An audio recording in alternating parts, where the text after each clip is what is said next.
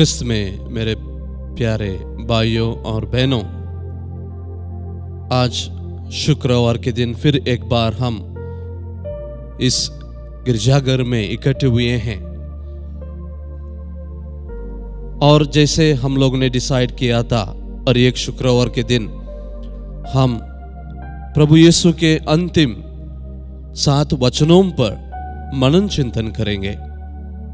आज 40 साल का तीसरा शुक्रवार है, इसलिए आज हम प्रभु यीशु का क्रूस पर से तीसरा वचन जो प्रभु ने कहा था उस पर आज मनन चिंतन करेंगे। जो हमने आज के सुसमाचार में सुना, बद्रे यह आपका पुत्र है, और उन्होंने अपने शिष्य से कहा यह तुम्हारी माता है। माता मरियम ने प्रभु यीशु को हमेशा साथ दिया। इंग्लिश में कहते हैं Mother Mary followed Jesus from womb to tomb।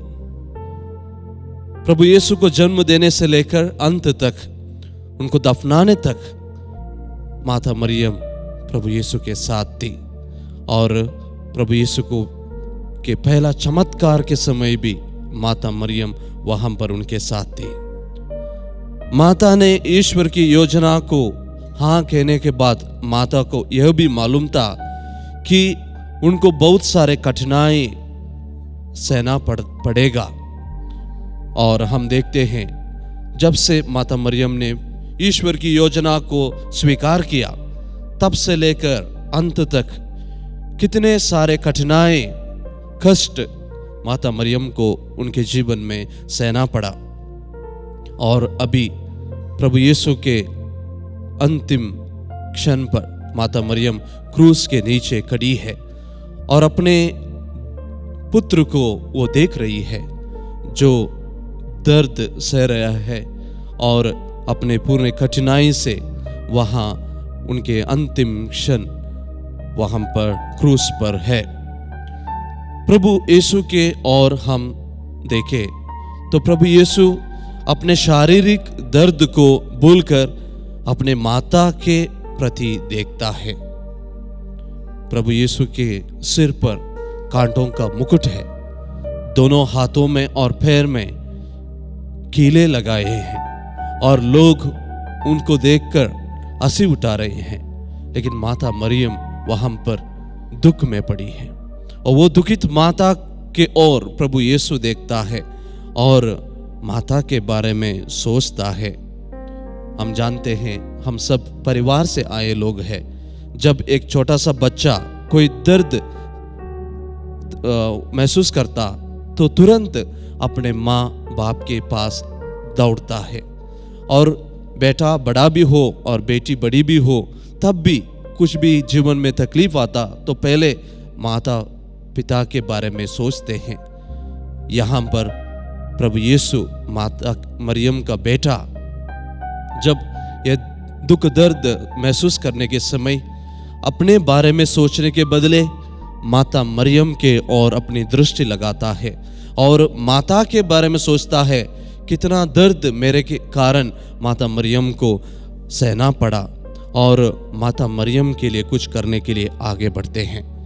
प्रिय भाइयों और बहनों, आज के ज़माने में हम सब काफ़ी लोगों को मिलते हैं, और हमारे घर के पास भी काफ़ी लोग हैं जो अन्य कारण से दुख दर्द सह रहे हैं, जो तकलीफ उठा रहे हैं, मानसिक शारीरिक दर्द से पड़े हुए हैं।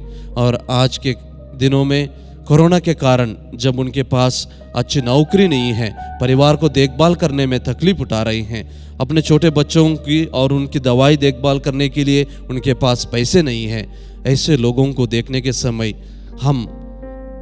हमें तरस आना चाहिए। प्रभु यीशु ने अपने माता को देखने के समय, दुखित माता को देखकर उनको तरस आया। जब हम एक दूसरों को दुख में देखते हैं तो हमें भी तरस आना चाहिए। हमारे बारे में सोचने के बदले में हम दूसरों के बारे में भी सोचने के लिए आगे बढ़ना चाहिए। हमारे बारे में सोचते हम रहेंगे तो कभी इसके लिए अंत नहीं होगा। जब हम दूसरों के बारे में सोचकर दूसरों को भला करने में आगे बढ़ते हैं तो वहाँ पर बहुत आनंद हमारे जीवन में आ सकता है। प्रभु यीशु ने एक बेटा बनकर अपने माता के प्रति उनकी जिम्मेदारी था, माता को देखभाल करना, वो जिम्मेदारी को, वो कर्तव्य को प्रभु यीशु ने उनके जीवन में निभाया।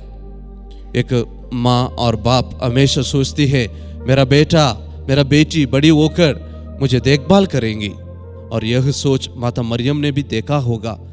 आज वही प्रभु यीशु एक युवक था, तो लेकिन उनको उनका जीवन के अंत क्षण में आ गया है, और प्रभु यीशु उनकी माता के प्रति उनको देखभाल करने की जिम्मेदारी वो निभाता है। कैसे निभाता है?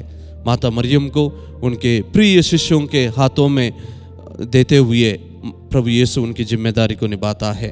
प्रिय भाई और बहनों, माँ बाप को आदर करने के लिए हमको कलीसिया बुलाती है, और विशेष रूप से ईश्वर के 10 आज्ञा में से चौथा आज्ञा यह है कि हम माँ बाप को आदर करें, उनको देखभाल करें, और विशेष रूप से जब वो लोग उम्र से बड़े हो रहे हैं तो उनको देखभाल करें। एक बार हम अपने बारे में सोचें कि हमारे घर में हमारे माँ बाप को हम कैसे देखभाल कर रहे हैं। जो लोग हमारे जैसे सोच नहीं सकते हैं क्योंकि उम्र से वो लोग बड़े हो गए, जो लोग हमारे जैसे अरे कार्य नहीं कर सकते हैं, जो लोग हमारे जैसे दिखते नहीं क्योंकि उम्र से बड़े हो गए हैं, वो हमारे जैसे सोच नहीं सकते हैं, वैसे हमारे बूढ़े माँ बाप को हम क्या कर रहे हैं। बहुत सारे घरों में अपने घर में स्वीकारी माँ बाप को नहीं करते हैं, उसके बदले में अलग ही घर बनाकर उनको वहाँ पर रखते हैं। कोई मिनिमम चीज़ देखकर उनको हम देखभाल करते हैं। तो कई बार हम एक माँ बाप के प्रति देख सकते हैं, जब उनके बच्चा छोटा है तो सबसे उत्तम चीज़ अपने बच्चों को वो देते हैं, लेकिन वही माँ बाप जब उनके बच्चे बड़े होने के बाद वही माँ बाप को ये बेटा और बेटी सबसे अच्छी चीज़ देने के लिए तैयार नहीं है। तो प्रभु यीशु का यह वचन हमको याद दिलाता है कि हम माँ बाप को, माता पिता को आदर करें और प्रभु के चौथा आज्ञाओं का पालन भी करें। माता के हाथों में प्रभु यीशु ने अपने प्रिय शिष्य को सौंप दिया। यहाँ पर माता बनी पूरे कलीसिया की माता। जब अपने प्रिय शिष्य योहान से प्रभु यीशु ने कहा, तब से माता मरियम पूरे कलीसिया की माँ बनी। संत योहान प्रभु का वचन कहता है, उन्होंने अपने यहाँ माता मरियम को आश्रय दिया। तो अपने प्रिय शिष्यों के हाथों में माता मरियम को देने के बाद माता मरियम सिर्फ वो प्रिय शिष्य के लिए नहीं, पूरे संसार के लिए, पूरे कलीसिया के लिए एक माँ बनी। इसलिए बहुत अच्छा लगता है कि जब हम माता मरियम को माँ कहकर बुलाते हैं, वो हमारी माँ है और माँ बनकर हमारे लिए प्रभु यीशु से हमेशा प्रार्थना करती है। आर्च बिशप फुल्टन जेशिन वो माता मरियम के बारे में कहने के समय ऐसे कहता है, जब माता मरियम क्रूस के नीचे खड़ी थी, वो देखती है वो अंतिम क्षण पर जब प्रभु यीशु अपना दुख दर्द सह रहे हैं, तो अपने हृदय में इतना दुख दर्द माता मरियम स्वीकार करती है।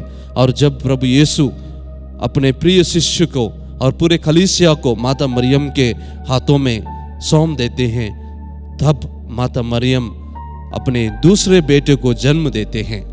और माता मरियम का दूसरे बेटे कौन है? हम सब है, पूरे कलीसिया है माता मरियम के दूसरे बेटे। तो इसलिए हम माता मरियम को माँ कहकर बुलाते हैं। तो माता मरियम को हम स्वीकार करते हुए उनके मध्यस्थ द्वारा प्रभु यीशु से हम हमारे सभी निवेदनों के लिए प्रार्थना करें।